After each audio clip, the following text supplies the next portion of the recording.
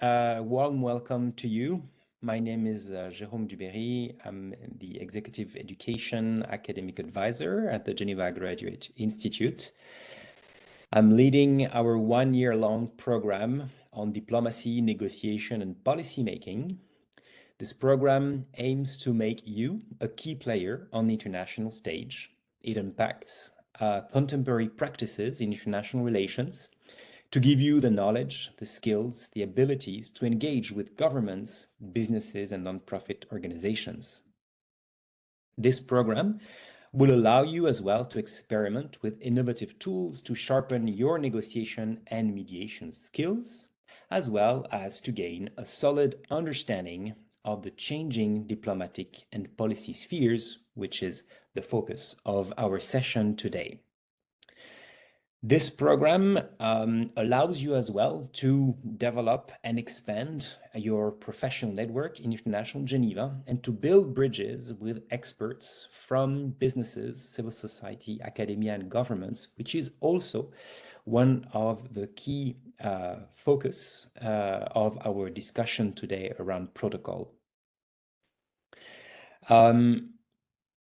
This program, our Diplomacy, Negotiation, and Policymaking program, adopts an applied learning approach, learning through experience, through foresight projects, policy papers, simulation practice, and networking. Now, if you want more information about this program, you can consult our website, graduateinstitute.ch/diplomacy. Today, my co-host is Dr. András Szorényi, who is a speaker as well in this program on diplomacy, negotiation, and policy. Andreas joined the Global Cities Hub after 20 years of distinguished diplomatic career. He worked in different capacities in Brussels, covering EU affairs, Washington, D.C., dealing with bilateral relations, and in Geneva, working with the United Nations and other international organizations. He has a first-hand experience of negotiating in the European Union and the UN system, as well as conceptualizing and implementing diplomatic initiatives on a wide variety of issues. He has a deep knowledge of international relations and a broad understanding of the engagement of non-state actors in multi-stakeholder and multilateral platforms. He holds a PhD in international economics from Corvinus University and 2 master degrees, one in comparative political sciences from Sciences Po Paris, and another one in international relations from the University of Economics in Budapest. Now, we are very happy and pleased to welcome András today with us. András, thank you very much for accepting our invitation. My first question to you is about protocol.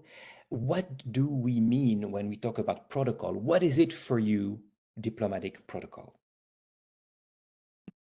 Thank you very much, Director Duberry. Thank you very much for the invitation to the program, and also to give me this opportunity to explain a little bit what the program in more detail will be about later this year. If I may make a small reflection to what you said at the beginning, especially in the Geneva context you mentioned, I think talking about protocol and diplomacy is important, especially now when we are aiming for a more inclusive multilateralism and more inclusive diplomacy. We understand the limits of historic practices, and we see the efforts, especially in the United Nations organizations, to include new stakeholders. And protocol is important to help the stakeholders within or outside of the diplomatic circles to engage with each other. Protocol, diplomatic protocol is often associated with what kind of suit I need to wear at the reception at the Buckingham Palace if I'm once invited. But let's be honest, very few of us will be invited to the Buckingham Palace and need to decide on whether wearing black tie or white tie for the event. But a lot of us will be in a situation when we need to engage with potential or existing partners on the diplomatic scene, in the diplomatic arena. And protocol, in reality, is a toolkit to help us to find the right ways to interact with other stakeholders. Traditionally, of course, it's about rules of engagement among diplomats, but in today's modern times, it is a more open discussion about different stakeholders. So protocol becomes also a tool for other actors, NGOs, businesses, academia, city organizations or networks, you name it, to engage with the diplomatic circles. And to facilitate this collaboration, to facilitate these exchanges, we can use protocol, the basic rules of protocol, which is, I would say, a common language to understand each other.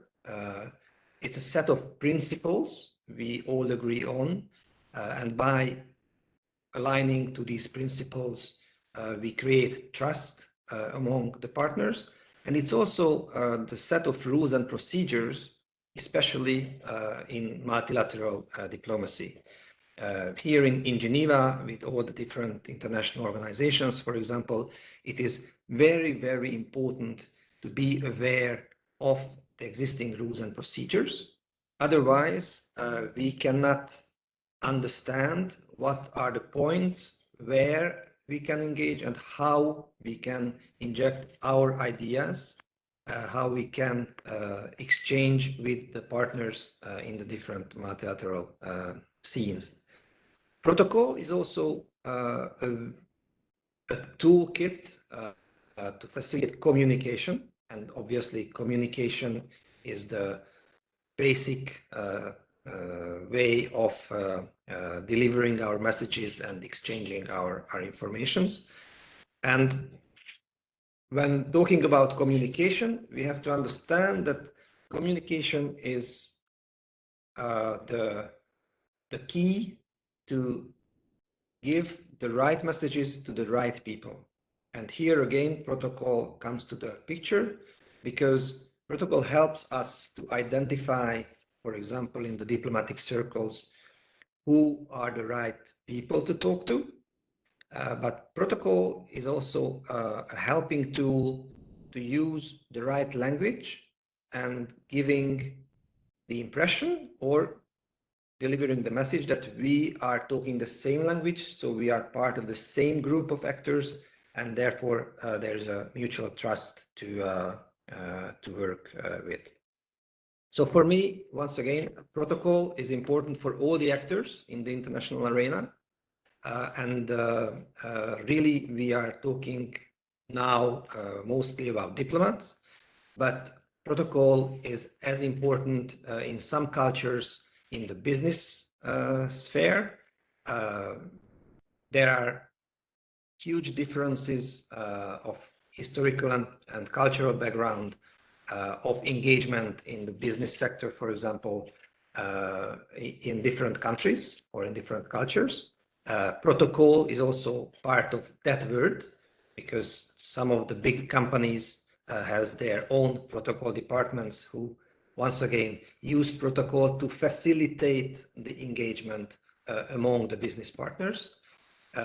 Also, protocol is important for academia and the NGOs, for example, because when you want to approach a diplomat or a UN official, protocol can help you to choose the right way to do it and the right words to use when engaging with these actors. Thank you very much. Thank you, András. From your first answer, I hear that protocol helps us create trust among actors, which is particularly relevant today in a time where we speak a lot about polarization in national but also international contexts, and also a number of rules to allow us to give the right message to the right person. And again, as well, to ensure that we all speak the same language and we belong to, in a way, the same group. Now, in a time when we have, as mentioned, increased polarization, when we hear a lot that multilateralism is in crisis, do you think that protocol is still relevant? That maybe the protocol that we know or we have known has been challenged or is being challenged by some actors? And maybe, again, my question here is, why do we need protocol today, and why protocol is still relevant today in a changing time? The question also around the evolution of protocol. Do you see protocol changing, evolving? What trends do you identify? Thank you. Thank you for this question. I think it is a very important point, and my answer would be twofold. Broadly speaking, as you mentioned, we are living in an era where we understand that the global challenges we all face need joint effort and need shared responses. But what we also see, especially in the multilateral diplomacy, is that it's more and more difficult to find the common answers to these challenges, answers where all the parties are ready to support and join. We have some very good examples, like, for example, the Sustainable Development Goals adopted in 2015, where we found a common language and common objectives where all the countries could support. But more and more often we face other challenges where already the process of arriving to a solution becomes difficult. And here a protocol comes to the picture because, and then the twofold answer. On one hand, as I mentioned, protocol is to create trust and to make every participant feel comfortable in the negotiations. If you don't know the rules of engagement, then you feel uncertain. If you feel uncertain, then it's more difficult to build trust with the partner, so more difficult to find the optimal solution during the negotiation. If I may give you a very simple answer, I think we all have been in the situation already in our life when we join a group of people or join an event and we are underdressed or overdressed, right? It's a very extreme example, but I think it explains well that once you are in a group of people where you feel outsider because you feel uncomfortable for both one reason or the other, it can be that you're underdressed, it can be that your position is a minority position in the negotiations, then it's much more difficult to honestly engage with the others. That's where protocol helps.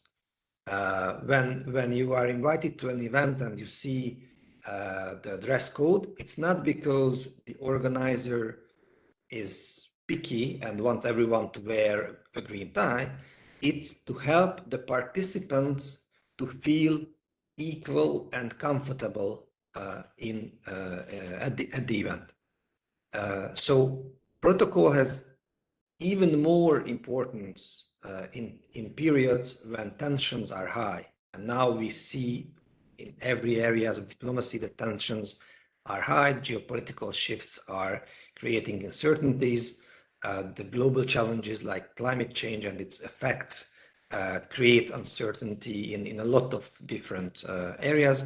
And in times of uncertainties, it can really help to make participants be able to open up quickly and share their views as honestly as possible in a negotiation. The other part of the answer is closer to our reality in Geneva in the multilateral organizations, where protocol is more understood as the rules and procedures of a given organization. But this is also very important because unless you know the rules and procedures in an organization or in a negotiation process, be it a negotiation on the pandemic treaty, for example, now in WHO, or being a negotiation on intellectual property just recently finished in WIPO, or you can name any other processes.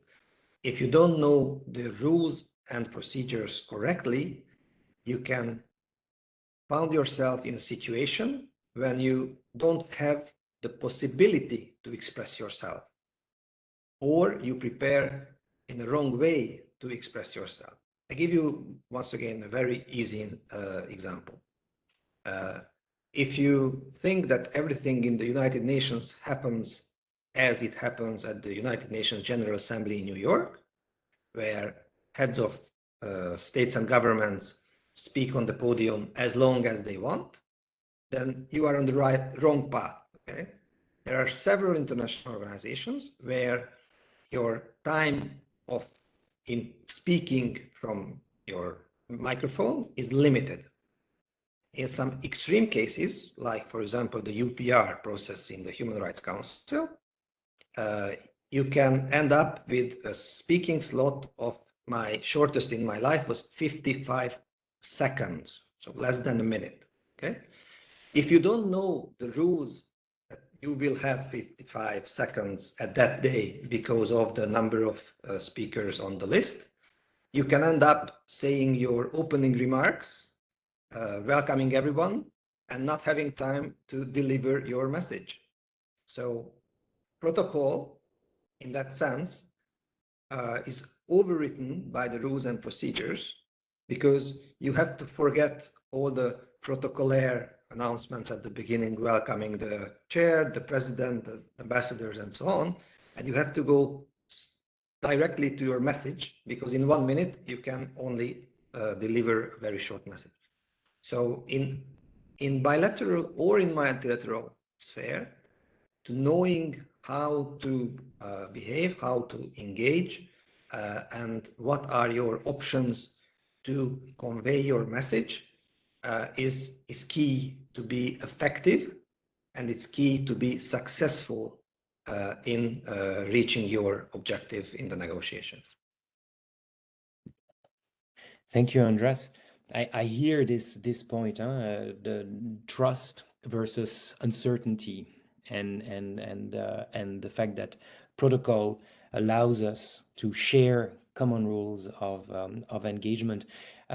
Could you maybe share with us one or two anecdotes or examples? You did already, but maybe you have one or two additional one to illustrate a little bit the importance and the relevance of protocol today. Sure, with pleasure. I would like to use perhaps two examples. One which is a very classical protocol example, and without naming the two countries, it actually happened here in Geneva. Protocol usually is to organize something and help something to happen, right? When you talk about protocol concerning a lunch invitation, usually you think about a nice invitation saying, we organize a lunch for this purpose with these participants, and you are invited to attend. Please send us your dietary restrictions, and the dress code will be smart casual. Okay, dress code I already mentioned. By the way, dietary restrictions, I was not thinking about, but now talking about it, I think it's another very telling example of protocol. We think about this as, once again, very often as a limitation. Okay, what will I eat and how I will use the fork and the knife properly at the dinner. But protocol is much more about the other side of the question. Protocol asks you whether you have any dietary restriction. It's not because we are interested in whether you are vegetarian or you like red meat and you like a big steak, but it is to avoid a situation when a participant cannot eat what he or she is offered. And it's not because it is nice that we all eat around the table. It's because if you cannot eat, then once again, you feel uncomfortable. In extreme cases, you are unable to concentrate on the discussion because you are hungry. So protocol, once again, is to help facilitate the engagement. But the example I wanted to give you is I think, very telling again. It happens, unfortunately, more and more often that two countries officially are in non-comunicado. So their relations are in a bad condition, and the ambassadors are instructed not to engage with the given country. And for political reasons, as an ambassador, you cannot change this policy, right? But multilateral negotiations are ongoing, and sometimes you are obliged to find a solution to clarify a point. And protocol can help in a very strange way as well, and the story is true. An unofficial telephone call went from one secretary of an ambassador to the secretary of another ambassador in Geneva, saying, well, we don't have any diplomatic relations, but just for your information, my ambassador will have lunch at this restaurant at that time alone. And by the way, I am informed that the table next to the ambassador is actually empty. So if your ambassador would happen to have lunch at this restaurant at this time at the other table alone, they might bump to each other in the restaurant. So the two ambassadors reserved the two tables next to each other, and by coincidence, they spent 1 hour eating their own lunch alone and could clarify all the difficult points the multilateral negotiation was blocked on. So once again, protocol could help to find a way out from a situation where the non-comunicado of the two countries blocked the whole process of the United Nations, and the creativity and the use of protocol was the key to move this negotiation further. And I think this is a good example to show that there is protocol all the way we know, and there is protocol in a new way we imagine, which is more creative, more helpful to solve our problems. And the other example I would like to share and later this year during the course, we will also spend some time on that. Knowing these sometimes strange expressions diplomats are using, or titles of the diplomats. In the United Nations, there are several organizations where the head of organizations is called secretary, right? Executive secretary or executive director and so on. And one of the former executive secretaries, when was nominated, told his family that I'm very happy to be nominated as executive secretary of this organization. And his elderly mother at that time was very sad, saying, "Oh, my son, you did 7 years of university, you worked hard all your life, and now you end up being a secretary at the end of your career." I think this sounds funny, but it also shows that we have to understand the expressions we are using. Okay? And the course will also shed light on some expressions which are key to know if you want to engage with diplomats in a bilateral or a multilateral sphere. Unless you know what the diplomatic title means, you cannot understand the level of the people you talk to. If you don't understand the structure of the international organization and the different levels of management within the organization, you cannot be sure that your message you want to convey arrives to the right people. If you don't understand the diplomatic expressions like RSVP at the end of an invitation,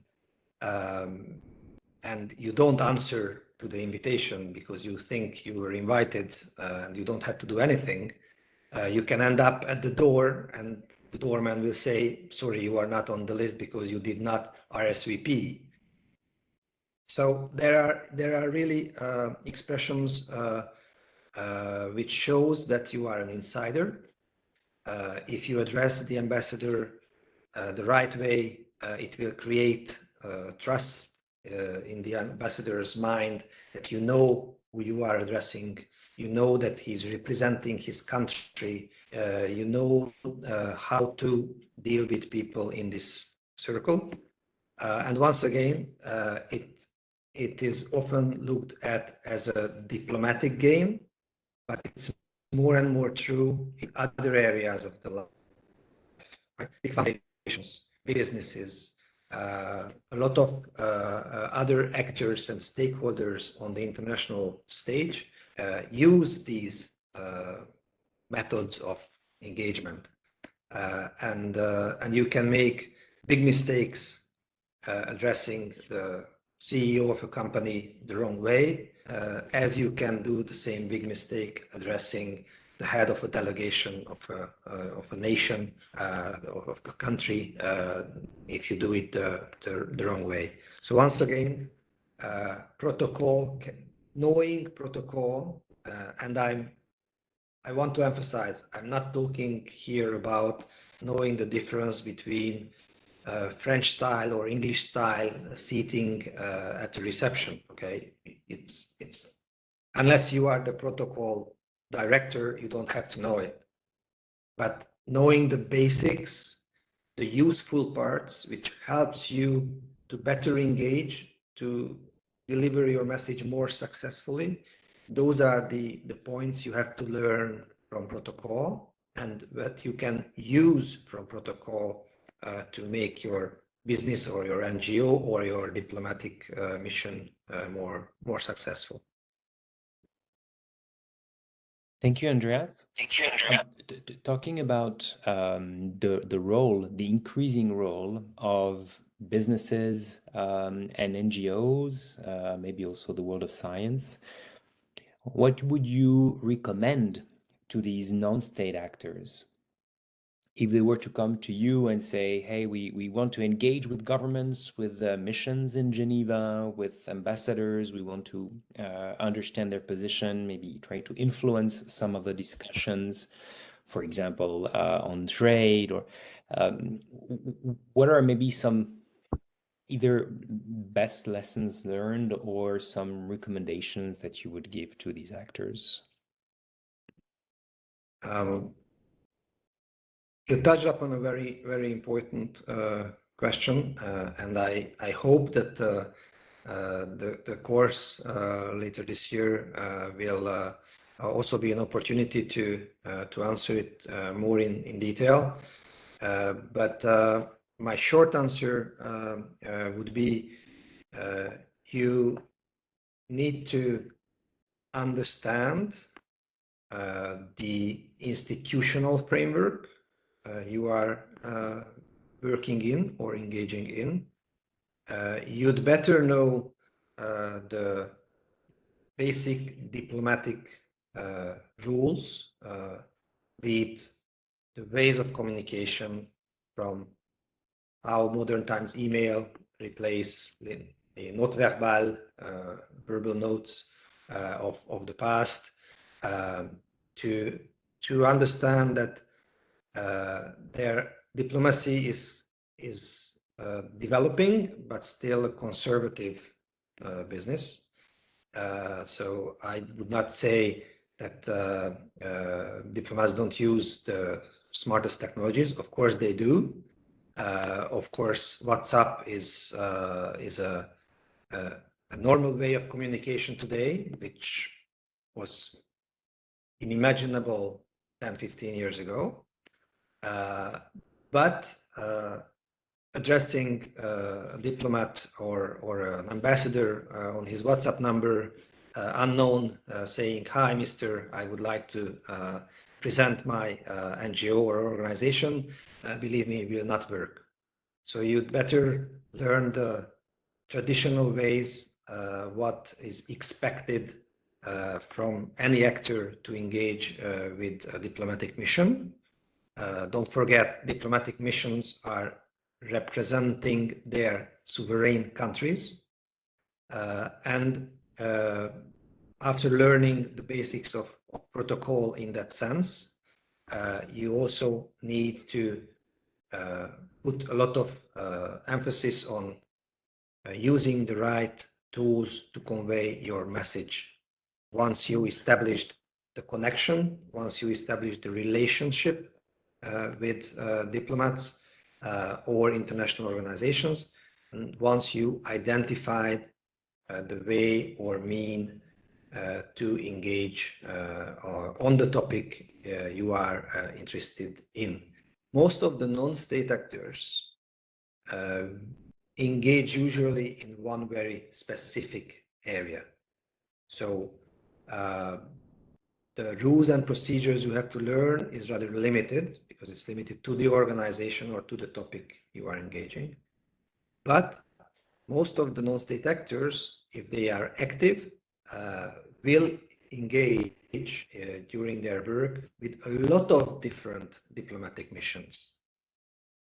Here in Geneva, we have 146, I think, different missions of nation states, and to engage, to connect to these missions, to build a working relationship with the diplomats or the ambassador of these missions, you can use the rules of protocol to approach, and you can use the diplomatic practices to advance your project, taking into account the different cultural or historical or geopolitical aspects and qualities of the different nation states who are still at the center of the multilateral diplomacy. Thank you, András. Thank you. Maybe one or two questions before we turn to our audience. Have you observed any evolution in protocol in the last years? You touched upon this a little bit, but is there any one or two trends that you see that are today or will be relevant in the coming years? I think there is an important evolution of protocol, mostly on the output side, not so much the processes side, because technology is developing, because society is developing, and because the interaction is broader, because new actors are coming in to the picture. Once again, to use this rather simple example, if you looked at on the television 10-15 years ago, any meeting of heads of state and government, you could see suits and ties, mostly black or blue and white shirt.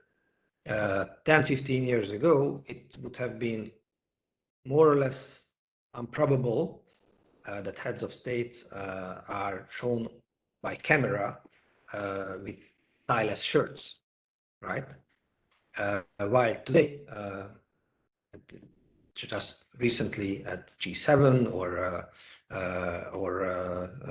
in other less formalized settings, you can see that leaders are interacting in a more casual way, if I may say so. You will not see it once again in the United Nations General Assembly, of course, but you can see it at a lunch event in the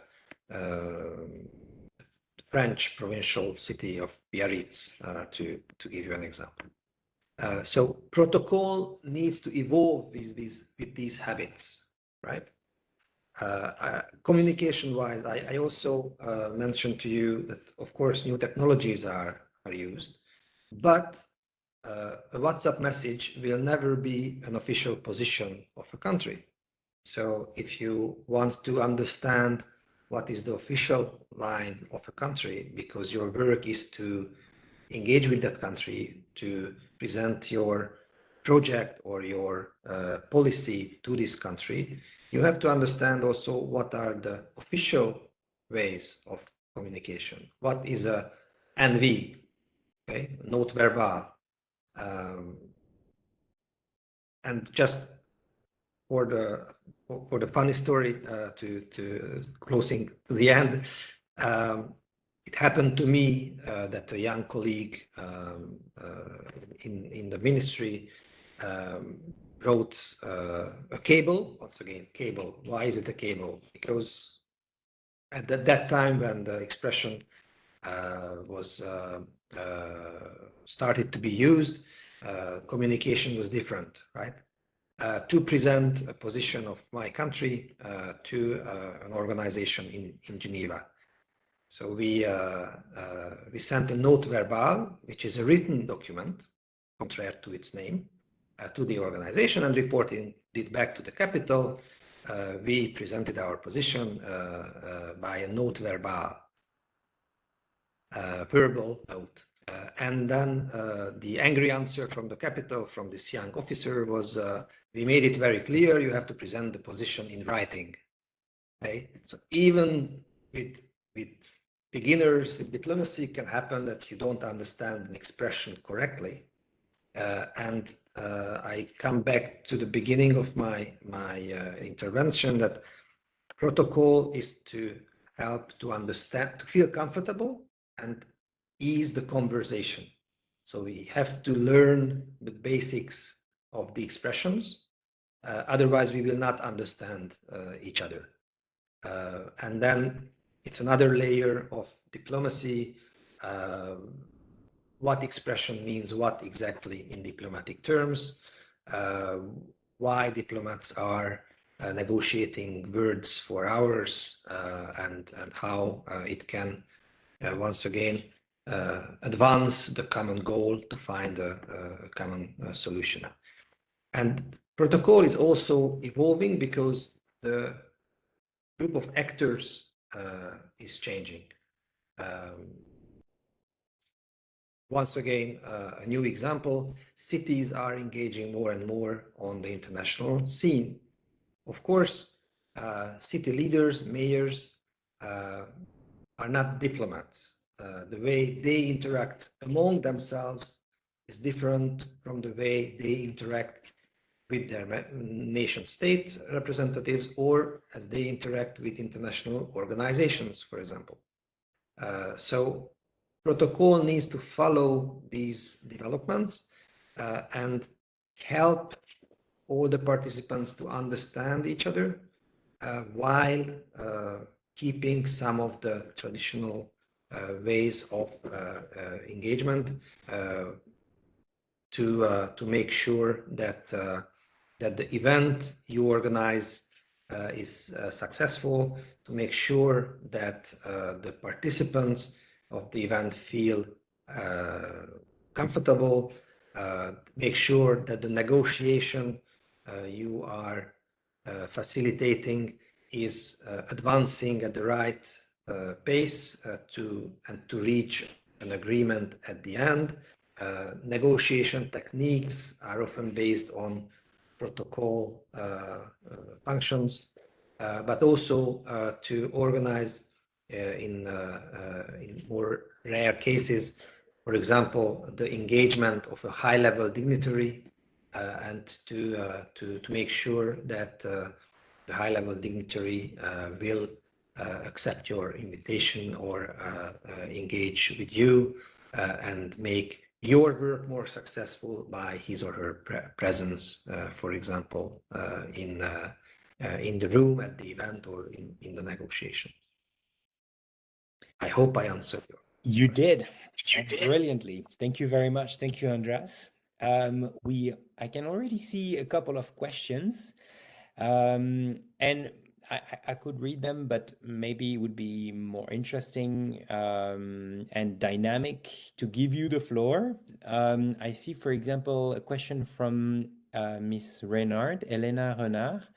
Would you like to maybe unmute and share with us your question?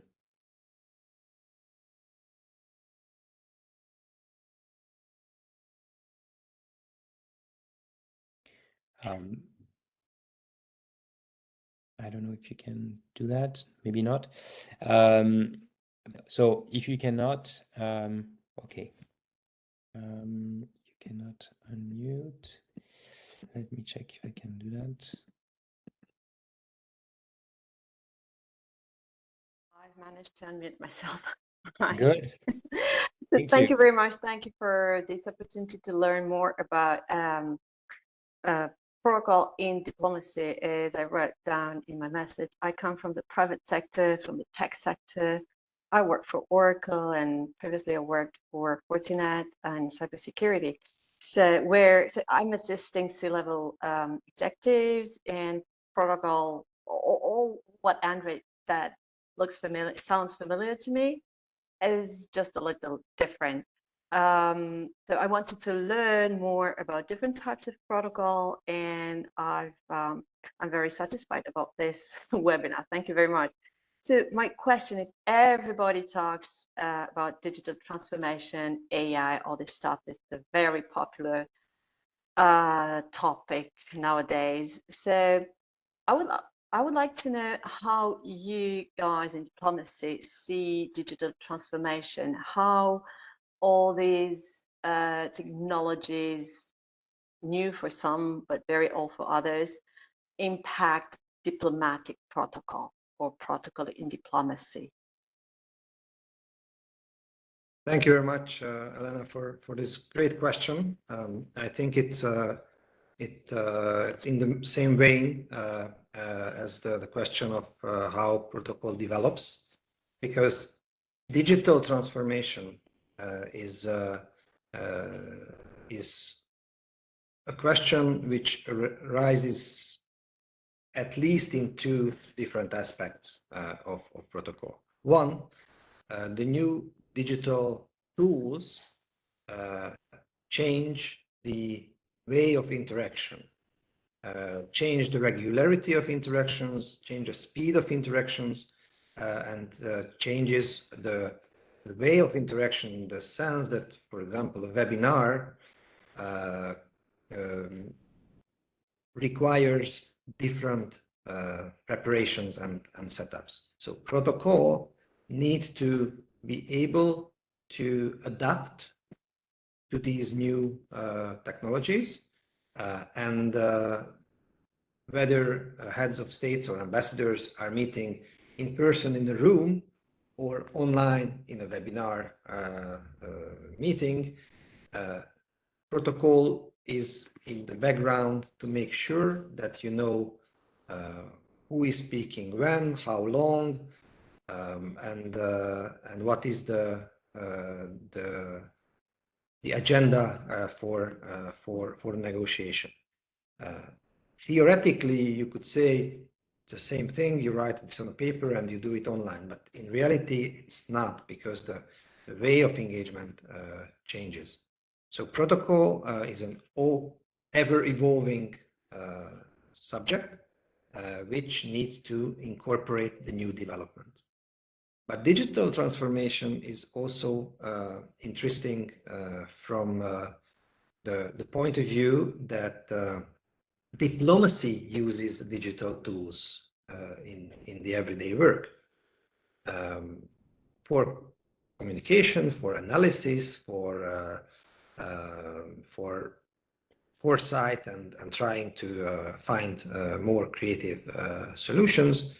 And in that sense, I think it's one tool as other tools, but definitely with a very important potential for diplomats in their daily work. And by the way, there is a third element which is very characteristic here in Geneva, that digital transformation also requires some kind of rules and regulations by the international community. So the organization next door, the International Telecommunication Union, is the place where regulation and standardization of different digital technologies is ongoing, with the participation of member state delegations, but also with the participation of other stakeholders. ITU, and especially the World Summit on Information Society, is one of the most open multi-stakeholder multilateral process, and tech companies like NGOs and experts can participate and can inject their views and recommendations to the process as mayors and other stakeholders. So I think digital transformation is happening in our daily life, in diplomacy. The most visible part is, of course, the new ways of engagement on digital platforms, but more deeply, it can be a tool to find better solutions and better outcomes for difficult negotiations or processes. Thank you. Thank you, András. I can see as well a couple of other questions. One of them in particular is around the role of the state versus the role of the company, and I think it leads very well. It connects very well with the previous question, and maybe a broader discussion and debate about multilateralism versus multi-stakeholderism. You are a keen observer of multilateralism and the involvement of non-state actors or other types of actors, such as cities, in multilateral and multi-stakeholder processes. Can you maybe tell us a little bit, what is your view on this kind of new relation of power between companies, states, cities, maybe parliaments, NGOs, businesses? So how do they relate? It's a very broad question, of course, but what is your view on this? Thank you for the question, whoever asked it online. It's rather difficult to answer in 5 minutes, but I will do my best. Multilateralism is traditionally understood as diplomatic negotiations among more than two member states, right? Multi-stakeholderism as a new approach is based on the fact that while previously states were the most influential and powerful actors of the international scene, now we have to admit that some companies has similar or sometimes bigger influence on international processes than member states. Sometimes other actors, be it NGOs or be it cities, the stakeholder group I'm more involved nowadays, are becoming more active and more powerful players in international relations. And when we want to find solutions for global challenges, we really have to be open-minded and evaluate all the possible actors who can contribute to finding solutions. Whether it is a company, whether it is a specific or specified NGO, specialized NGO, or a city of 30 million inhabitants with the 80% of the national GDP of a given country. Here we have to distinguish two big issues of diplomacy. One is the decision making, and the other is the decision making process, right? What we see now is that these new actors has more and more influence in the decision making processes. They are advising, they are influencing, sometimes they are even setting the agendas for decision making processes, especially in multilateral organizations, international organizations. While the decision-making power still is in the hands of member states in classical multilateral international organizations. But these two are very much interlinked, of course, because you want to have final decisions which are implementable on the ground, so they are required to have the opinion of as much stakeholders as possible during the process to creating it. And these new stakeholders, once again, and here we come back to the original question of protocol and rules and procedures, that these new actors to be. I think we're losing András. I hope that we can. Can you hear me? Hello? Hello? Yes? So I don't know if you can hear me, but Hello? I will do then my sentence. That for the new actors, being it cities, city networks, companies, NGOs, for their efficient engagement in international relations, they can use this knowledge of how to engage with the final decision maker, member states, diplomats, might be very, very useful. Over to you.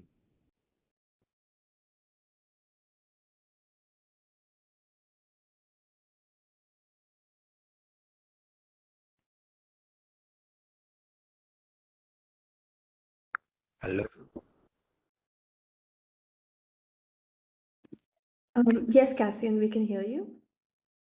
Okay, good. Can you hear me? Yes, we can. All right, thank you. So I was always mentioned my question in the chat. My question is what happens if human life is violating human life in the context of organized crime and sans behavior? So if international courts of justice gets involved on this matter, who will be responsible of international humanitarian law? Sorry, could you repeat the question? I can barely hear you. Yeah.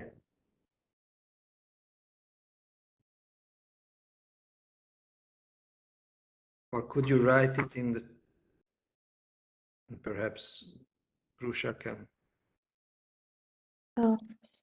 Yes, I can read the question that Cassian has written in the chat. It says, what happened if human rights violated human life in the context of organized crime and behavior science?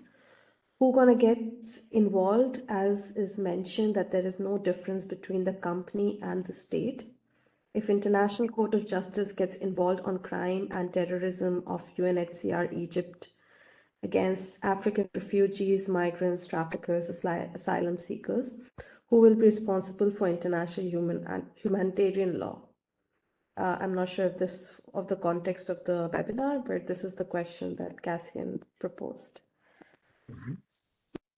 Well, I'm afraid it's out of the context of diplomatic protocol. It's more in the context of responsibilities and mandates.